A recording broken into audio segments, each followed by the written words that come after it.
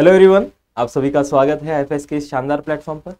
और आज हमारे साथ जुड़ चुके हैं और एक टॉपर जिन्होंने सीएसआर एग्जामिनेशन को बहुत अच्छे रैंक से क्वालिफाई किया है जेआरएफ कैटेगरी में। एंड इनका नाम आदिति है। ये यूपी से बिलोंग करती है और बहुत आगे वाली इन्फॉर्मेशन ये आपको शेयर करेंगी। एंड बहुत सारे सवाल इनसे हम पूछेंगे कि कैसे इन्होंने प्रिपरेशन किया है, कैसे इन्होंने स्ट्रैटेजीज बनाई हैं, कैसे कौन से हर्डल्स आए थे इनके प्रिपरेशन में। ऐसी और बहुत सारी तमाम बातें इनसे पूछेंगे। तो सबसे पहले इनका इंट्रोडक्शन करवा लेते हैं। तो प्लीज़ इंट्रोड्यूस योरसेल्फ।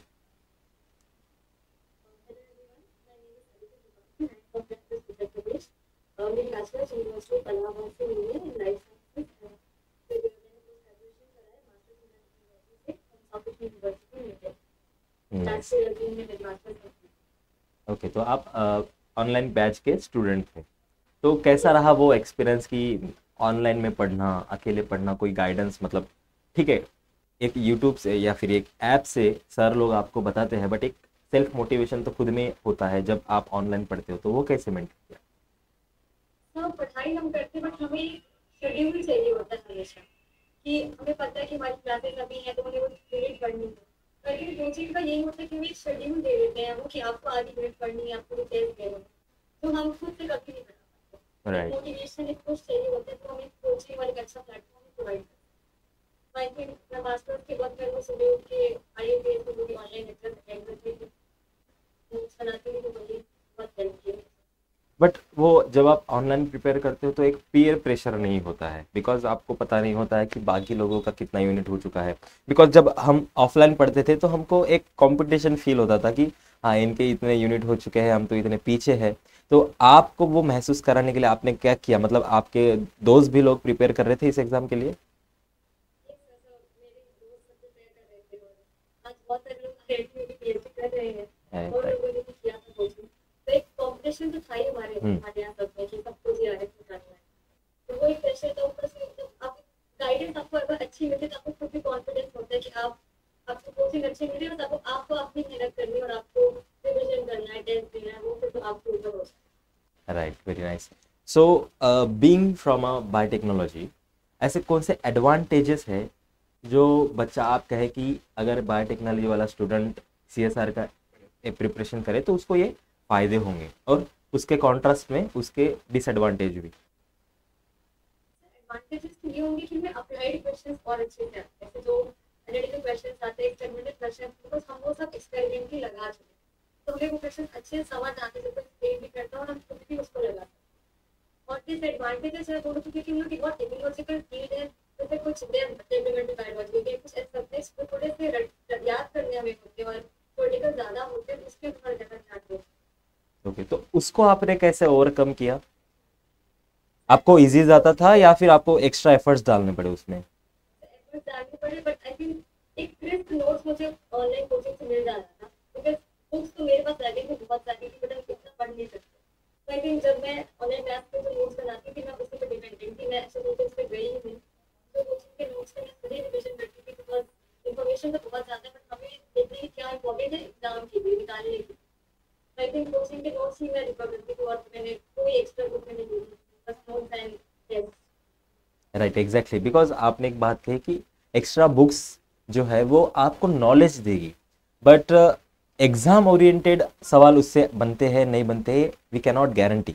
राइट, जब आप नोट्स पढ़ते हो तो आपको पता है कि यही सिलेबस है जिसमें फ्रिक्वेंटली क्वेश्चंस पूछे जाते हैं सीएसआईआर में। तो ये बहुत अच्छी बात है कि आपने सिर्फ नोट्स पे भरोसा रखा। और एक मैं बात पूछना चाहता हूँ कि आपने उस नोट्स पे ही भरोसा रखा या फिर आपने खुद के शॉर्ट नोट्स भी बनाए? तो मैं तो भाई नोट्स को ही रिवीजन करती थी, तो मैंने एक बार बनाया था तो उनको रिवीजन करती थी। उसके बाद भी ऑनलाइन आए थे तो कुछ मैराथन होते थे, तो वो बहुत देखती थी, तो उसमें कुछ ऐसे पॉइंट अगर मेरे मिस हो गए हो मैं उसको समझती थी, तो वो मैं ऐड ऑन करती जाती थी। बट वही वही नोट्स में रिफर करती थी और ऐड करती रहती थी, जो मैं देखती थी मैराथन सीरीज जो भी आती थी।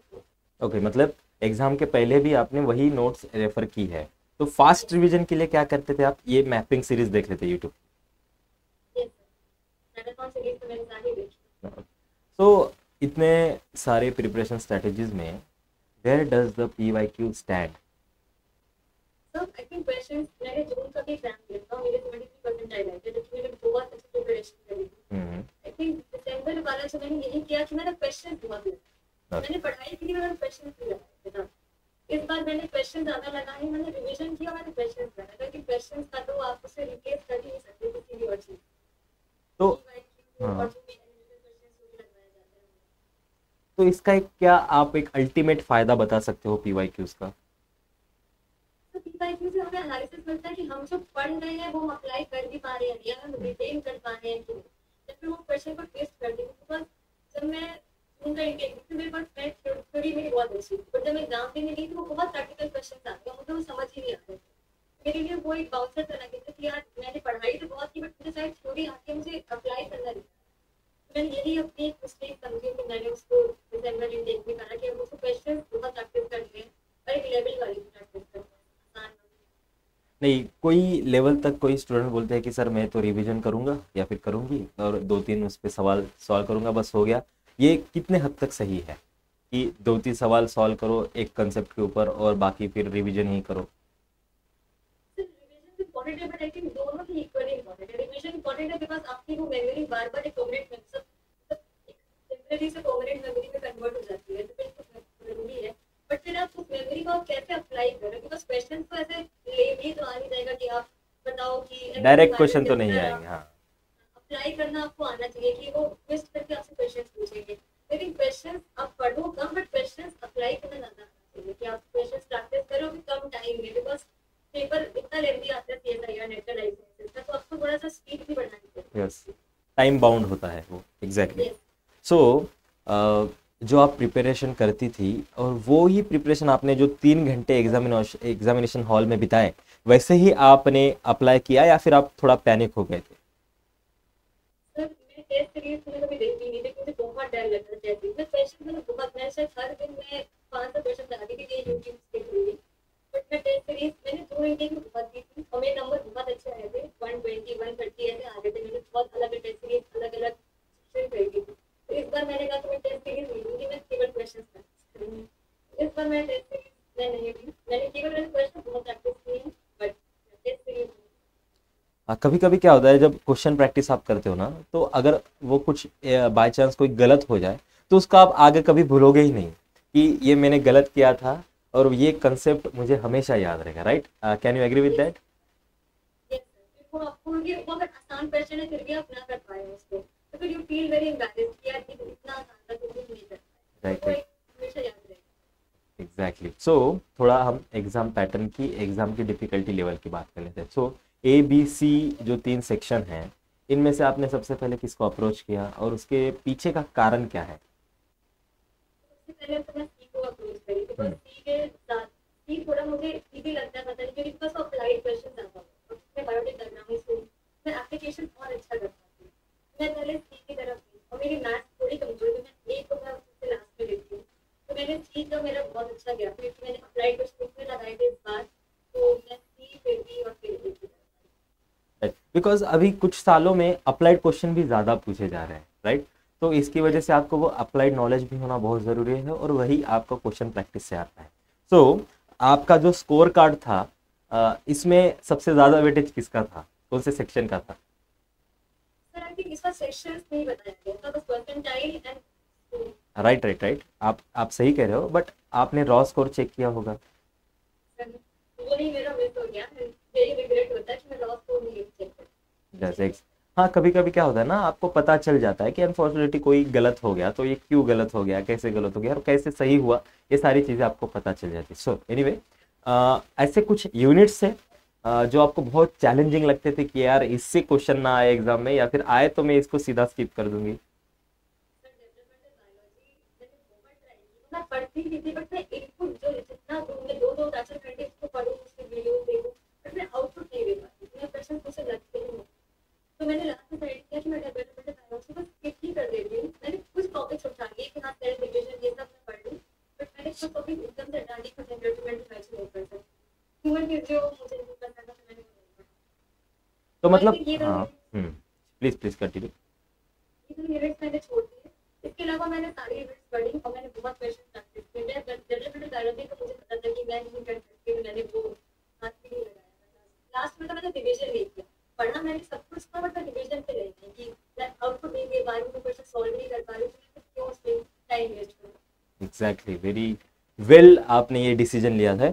एंड मैं ये पूछना चाहता हूँ, आपको ये चैलेंजिंग लगते थे या फिर पसंद ही नहीं थे? सर चैलेंजिंग है, तो बेटा गणित समझ में आती थी, बट उसको याद रखना और सेपरेटली हर ऑर्गेनिज्म का अलग करना वो बहुत टाइम है। या तो फिर आपके पास 4-5 मंथ्स हो कि आप उसको एकदम सेपरेटली याद कर पाओ। आप 2 महीने में आप उसको नहीं याद कर सकते, ऐसा मुझे लगता है, मेरा ब्रेन के साथ, तो मैं उसको नहीं कर सकती। और ये और एक भी एनिमल पॉइंट, फिजिक्स हाँ मुझे हाँ, पसंद नहीं एनुअल फीस आपको पसंद नहीं थी? ओके, सो ये एक भी पॉइंट हो सकता है ना कि आपने अपने पूरे एजुकेशन करियर में डेवलपमेंटल पढ़ा ही ना हो, तो थी। तभी वो कुछ प्रॉब्लम्स आ जाती है, राइट? तो कोई बात नहीं, अपने जो वीकनेस है, वीक पॉइंट है, उनको हम पहचान सकते हैं और उनके ऊपर हम काम कर सकते हैं। ये भी एक इम्पॉर्टेंट बात है, आपने पहचाना है कि आपके वीक पॉइंट कौन से है, और आपने एक अच्छी बात की कि आपने कंप्लीटली स्किप नहीं किया, राइट? जो जो इम्पोर्टेंट पॉइंट्स है उन्होंने उनको आपने पढ़ा है। तो इसके कॉन्ट्रास्ट में ऐसे कौन से यूनिट थे जो लगता था कि यार बस हो गया, इसके आ गए तो मैं, इसके 100 क्वेश्चन भी आ गए तो 100 भी मैं कर लूँगी? बायोकेमिस्ट्री मुझे बहुत पसंद थी, मतलब मेरी डिसर्टेशन भी वहीं से है, तो मैं बायोकेमिस्ट्री बहुत अच्छे से कर लेती हूँ। सेल बायोलॉजी मुझे पसंद थी, तो वो भी मैं अच्छे से कर लेती थी। मुझे कैंसर बायोलॉजी, सेल बायोलॉजी दोनों बहुत पसंद। ये दोनों तो मुझे था कि कुछ भी आएंगे, कैंसर से आएगा तो मैं कर लूँगी, बायोकेमिस्ट्री प्रोटीन से कुछ भी आएगा मैं कर लूँगी, तो मैं बहुत कॉन्फिडेंट थी। नाइस, बहुत बहुत कॉन्ग्रेचुलेशंस आपको पूरे एफएस की टीम की तरफ से।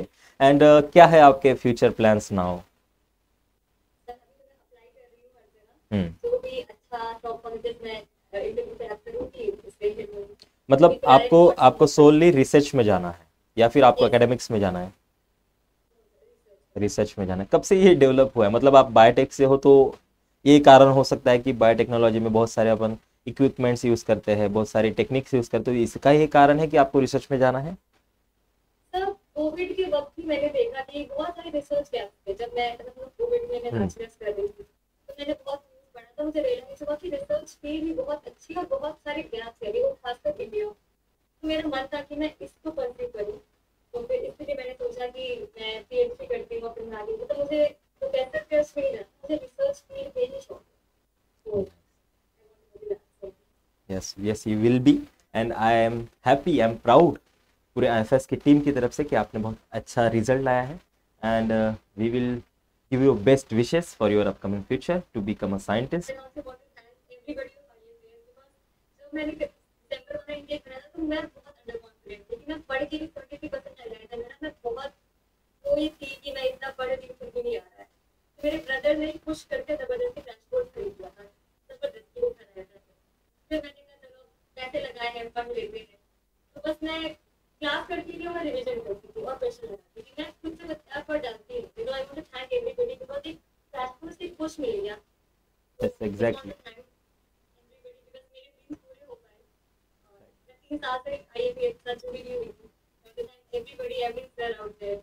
तो अभी ये एक जो स्ट्रगल वाला फेज था, एक स्वीट मेमोरीज बन गई है आपके लिए। And thanks to your brother, because उन्होंने आपको पुश किया, आपको आपके सबस्ट्रेट से ट्रांजिशन स्टेट में लेके गए, इसलिए आपका प्रोडक्ट बना है। एंड मैं एकदम डिसाइड कर ली थी कि मैं अभी एग्जाम नहीं दूंगी। मैंने 2 बार दिया, मतलब मैंने एक बार मास्टर फर्स्ट ईयर में दिया था और फिर अभी जून में दिया, तो वो गैप हो जाना था।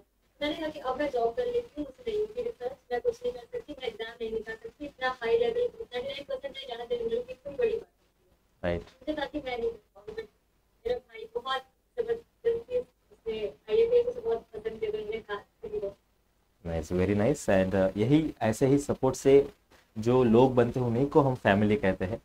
तो नाइस, ऑल द बेस्ट, जो भी आप करो अच्छा करो। एंड अपने आजू बाजू वाले लोगों को वो मदद हो सके ऐसा कुछ काम करो, ऐसा नोबल कॉज करो। And I hope you will do that. And all the best and congratulations for now. And thank you for your precious time.